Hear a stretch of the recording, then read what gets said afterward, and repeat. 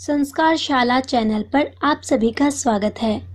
दोस्तों, अगर आपने हमारे चैनल को अभी तक सब्सक्राइब नहीं किया तो सब्सक्राइब कर लीजिए, जिससे आप हमारी आगे आने वाली कथाओं को सुन सकते हैं। आज हम आपको सोमवार की कथा सुनाने जा रहे हैं। सोमवार का व्रत साधारणतया दिन के तीसरे पहर तक होता है। व्रत में फलाहार या पारण का कोई खास नियम नहीं है, किंतु यह आवश्यक है कि दिन रात में केवल एक समय भोजन करें। सोमवार के व्रत में शिव जी पार्वती का पूजन करना चाहिए। शिव जी के पूजन के पश्चात कथा सुननी चाहिए। ये थी सोमवार के व्रत की विधि। अब हम आपको सोमवार की कथा सुनाते हैं। एक बहुत धनवान साहूकार था, जिसके घर धन आदि किसी प्रकार की कमी नहीं थी, परंतु उसको एक दुख था कि उसके कोई पुत्र नहीं था। वह इसी चिंता में रात दिन रहता था। वह पुत्र की कामना के लिए प्रति सोमवार शिव जी का व्रत और पूजन किया करता था तथा सायंकाल को शिव मंदिर में जाकर शिव जी के श्री विग्रह के सामने दीपक जलाया करता था। उसके इस भक्ति भाव को देखकर एक समय पार्वती जी ने शिव जी से कहा, हे महाराज, यह साहूकार आपका अनन्य भगत है और सदैव आपका व्रत और पूजन बड़ी श्रद्धा से करता है। इसकी मनोकामना पूर्ण करनी चाहिए। शिव जी ने कहा, हे पार्वती, यह संसार कर्म क्षेत्र है। जैसे किसान खेत में जैसा बीज बोता है वैसा ही फल काटता है, उसी तरह इस संसार में जैसा कर्म करते हैं वैसा ही फल भोगते हैं। पार्वती जी ने अत्यंत आग्रह से कहा, हे महाराज, जब यह आपका अनन्य भक्त है और इसको अगर किसी प्रकार का दुख है तो अवश्य दूर करना चाहिए, क्योंकि आप सदैव अपने भक्तों पर दयालु होते हैं और उनके दुखों को दूर करते हैं। यदि आप ऐसा नहीं करेंगे तो मनुष्य आपकी सेवा और व्रत क्यों करेंगे? पार्वती जी का ऐसा आग्रह देख शिव जी महाराज कहने लगे, हे पार्वती, इसके कोई पुत्र नहीं है। इसी चिंता में यह अति दुखी रहता है। इसके भाग्य में पुत्र ना होने पर भी मैं इसको पुत्र प्राप्ति का वर देता हूँ, परंतु यह पुत्र केवल 12 वर्ष तक जीवित रहेगा। इसके पश्चात वह मृत्यु को प्राप्त हो जाएगा। इससे अधिक मैं और कुछ इसके लिए नहीं कर सकता। यह सब बातें सुन रहा था साहूकार। इससे उसको ना तो कुछ प्रसन्नता हुई और ना ही कुछ दुख हुआ। वह पहले जैसे ही शिव जी का व्रत और पूजन करता रहा। कुछ समय बीत जाने पर साहूकार की स्त्री गर्भवती हुई और 10वें महीने उसके गर्भ से अत्यंत सुंदर पुत्र की प्राप्ति हुई। साहूकार के घर में बहुत खुशी मनाई गई, परंतु साहूकार ने उसकी केवल 12 वर्ष की आयु जान कोई अधिक प्रसन्नता नहीं दिखाई और ना ही किसी को भेद ही बताया। जब वह बालक 11 वर्ष का हो गया तो उस बालक की माता ने उसके पिता से विवाह आदि के लिए कहा, तो वह साहूकार कहने लगा कि अभी मैं इसका विवाह नहीं करूंगा, अपने पुत्र को काशी जी पढ़ने के लिए भेजूंगा। फिर साहूकार ने अपने साले अर्थात बालक के मामा को बुलाकर उसको बहुत सा धन देकर कहा, तुम बालक को काशी जी पढ़ने के लिए ले जाओ और रास्ते में जिस स्थान पर भी जाओ यज्ञ करते रहो और ब्राह्मणों को भोजन कराते जाओ। वह दोनों मामा भांजा यज्ञ करते और ब्राह्मणों को भोजन कराते जा रहे थे। रास्ते में उनको एक शहर पड़ा।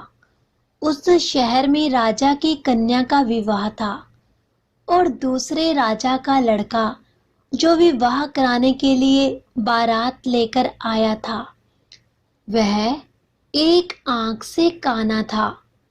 उसके पिता को इस बात की बड़ी चिंता थी कि कहीं वर को देखकर कन्या के माता पिता विवाह में किसी प्रकार की अड़चन न पैदा कर दें। इस कारण जब उसने अति सुंदर सेठ के लड़के को देखा तो मन में विचार किया, क्यों ना दरवाजे के समय इस लड़के से काम चलाया जाए। ऐसा विचार कर वह लड़के के मामा से बात करने लगे और वह राजी हो गए। फिर उस लड़के को विवाह के कपड़े पहनाकर घोड़ी पर चढ़ाकर दरवाजे पर ले आए और सब कार्य प्रसन्नता से पूर्ण हो गया। फिर वर के पिता ने सोचा कि यदि विवाह कार्य भी इसी लड़के से करा लिया जाए तो क्या बुराई है। ऐसा विचार कर लड़के और उसके मामा से कहा, यदि आप फेरों और कन्यादान के काम को भी करा दें तो आपकी बड़ी कृपा होगी और उसके बदले मैं आपको बहुत कुछ धन दूंगा। तो उन्होंने स्वीकार कर लिया और विवाह कार्य भी बहुत अच्छी तरह से संपन्न हो गया। परंतु जिस समय लड़का जाने लगा तो उसने राजकुमारी के पल्ले पर लिख दिया कि तेरा विवाह तो मेरे साथ हुआ है, परंतु जिस राजकुमार के साथ तुमको भेजेंगे वह एक आंख से काना है और मैं काशी जी पढ़ने जा रहा हूँ। लड़के के जाने के पश्चात उस राजकुमारी ने जब अपनी चुंदड़ी पर ऐसा लिखा हुआ पाया तो उसने राजकुमार के साथ जाने से मना कर दिया और कहा कि यह मेरा पति नहीं है, मेरा विवाह इसके साथ नहीं हुआ है, वह तो काशी जी पढ़ने गया है। राजकुमारी के माता पिता ने अपनी कन्या को विदा नहीं किया और बारात वापिस चले गए। उधर सेठ का लड़का और उसका मामा काशी जी पहुंच गए। वहां जाकर उन्होंने यज्ञ करना और लड़के ने पढ़ना शुरू कर दिया। जब लड़के की आयु 12 साल की हो गई, उस दिन उन्होंने यज्ञ रच रखा था। लड़के ने अपने मामा से कहा, मामा जी, आज मेरी तबीयत ठीक नहीं है। मामा ने कहा, बेटा अंदर जाकर सो जाओ। लड़का अंदर जाकर सो गया और थोड़ी देर में उसके प्राण निकल गए। जब उसके मामा ने आकर देखा तो उसको बड़ा दुख हुआ और सोचने लगा कि अगर अभी मैं रोना पीटना मचा दूंगा तो यज्ञ का काम अधूरा रह जाएगा। अतः उसने जल्दी से यज्ञ कार्य समाप्त कर ब्राह्मणों के जाने के बाद रोना पीटना आरंभ कर दिया। संयोगवश उसी समय शिवजी पार्वती जी उधर से जा रहे थे। जब उन्होंने जोर जोर से रोने की आवाज सुनी तो पार्वती जी ने कहा, महाराज, कोई दुखिया रो रहा है, इसके कष्ट को दूर कीजिए। जब शिव जी और पार्वती ने पास जाकर देखा तो वहां एक लड़का मुर्दा पड़ा था। पार्वती जी ने कहा, महाराज, यह तो उसी सेठ का लड़का है जो आपके वरदान से हुआ था। शिवजी जी कहने लगे, हे पार्वती, इसकी आयु इतनी थी सो वह भोग चुका। तब पार्वती जी ने कहा, हे महाराज, इस बालक को और आयु दो, नहीं तो इसके माता पिता तड़फ तड़फ कर मर जाएंगे। पार्वती जी के बार बार आग्रह करने पर शिव जी ने उसको जीवन दान दिया और शिव जी महाराज की कृपा से जीवित हो गया। शिव जी और पार्वती जी कैलाश चले गए। तब वह लड़का और मामा उसी प्रकार यज्ञ करते तथा ब्राह्मणों को भोजन कराते अपने घर की ओर चल पड़े। रास्ते में उसी शहर में आए जहां उसका विवाह हुआ था। वहां पर आकर उन्होंने यज्ञ आरंभ कर दिया तो उस लड़के के ससुर ने उसको पहचान लिया और अपने महल में ले जाकर उसकी बड़ी खातिरदारी की और बहुत आदर सहित दास दासियों के साथ अपनी लड़की को और जमाई को विदा किया। जब वह अपने शहर के निकट आए तो मामा ने कहा, मैं पहले तुम्हारे घर जाकर खबर कर आता हूँ। जब उस लड़के के मामा घर पहुंचे तो लड़के के माता पिता छत पर बैठे हुए थे और यह प्रण कर रखा था कि यदि हमारा पुत्र सकुशल लौट आया तो हम राजी खुशी नीचे आ जाएंगे, नहीं तो छत से गिरकर प्राण खो देंगे। इतने में उस लड़के के मामा ने आकर यह खबर दी कि आपका पुत्र आ गया है, तो उनको विश्वास नहीं हुआ।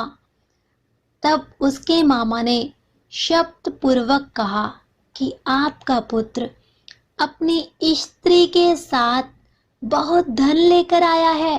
तो सेठ ने आनंद के साथ उनका स्वागत किया और प्रसन्नता के साथ साथ रहने लगे। इसी प्रकार से जो कोई भी सोमवार के व्रत को धारण करता है या इस कथा को पढ़ता है और सुनता है, उसकी समस्त मनोकामनाएं पूर्ण होती हैं। ये थी हमारी आज की सोमवार की कथा। आपको कैसी लगी? आप हमारे चैनल को सब्सक्राइब कर लीजिए, लाइक कीजिए और शेयर कीजिए। अगर आपका कोई प्रश्न है तो आप हमारे कमेंट बॉक्स में लिख सकते हैं, जिसका जवाब हम आपको जल्द से जल्द देंगे। धन्यवाद।